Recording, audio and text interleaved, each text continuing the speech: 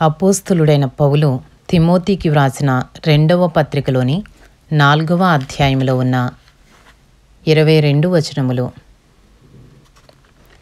దేవుని ఎదుటను సజీవులకును మృతులకును తీర్పు తీర్చు క్రీస్తు యేసు ఎదుటను ఆయన ప్రత్యక్షత తోడు ఆయన రాజ్యము తోడు నేను ఆనబెట్టి చెప్పినదేమనగా, వాక్యమును ప్రకటించుము, సమయమందును అసమయమందును ప్రయాసపడుము, సంపూర్ణమైన దీర్ఘశాంతముతో ఉపదేశించుచు ఖండించుము, గద్దించుము, బుద్ధి చెప్పుము. ఎందుకనగా జనులు హితబోధను సహింపక దురద చెవులు గలవారై తమ స్వకీయ దురాశలకు అనుకూలమైన బోధకులను తమ కొరకు పోగు చేసుకుని సత్యమునకు చెవినియ్యక కల్పనా కథల వైపునకు తిరుగు కాలము వచ్చును.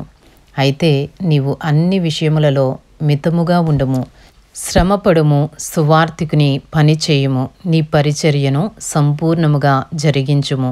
నేనిప్పుడే పానార్పణముగా పోయబడుచున్నాను. నేను వెడలిపోవు కాలము సమీపమయ్యున్నది. మంచి పోరాటము పోరాడి తిని, నా పరుగు కడముట్టించి తిని, విశ్వాసము కాపాడుకొంటిని. ఇక మీదట నా కొరకు నీతి కిరీటముంచబడి ఉన్నది.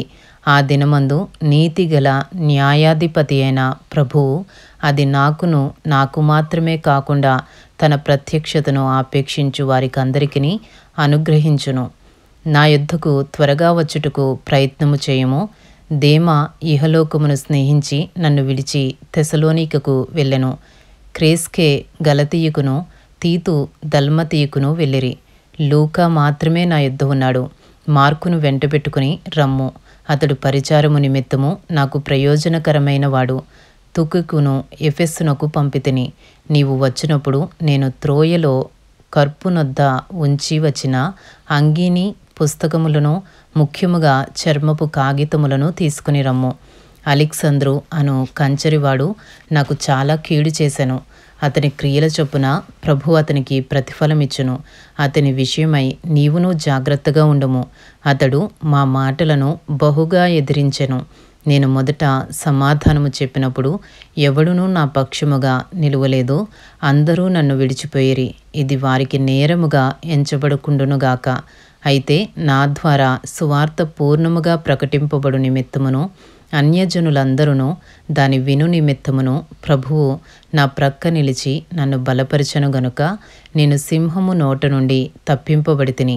ప్రభువు ప్రతి దుష్కార్యము నుండి నన్ను తప్పించి తన పరలోక రాజ్యమునకు చేరునట్లు నన్ను రక్షించును. యుగ యుగములు ఆయనకు మహిమ కలుగును గాక.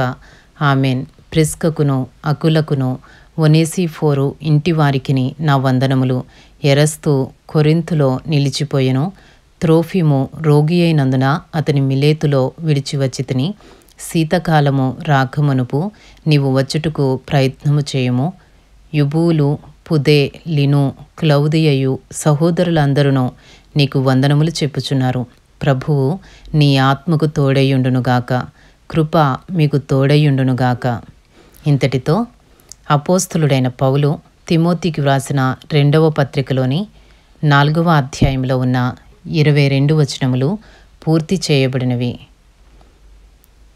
అలాగే తిమోతికి వ్రాసిన 2వ పత్రికలో ఉన్న 4 అధ్యాయములు పూర్తి చేయబడినవి. ఇంతటితో క్రొత్త నిబంధన గ్రంథంలోని 16వ పుస్తకము మరియు పరిశుద్ధ గ్రంథంలోని 55వ పుస్తకము అయిన అపోస్తలుడైన పౌలు తిమోతికి వ్రాసిన 2వ పత్రిక సమాప్తము.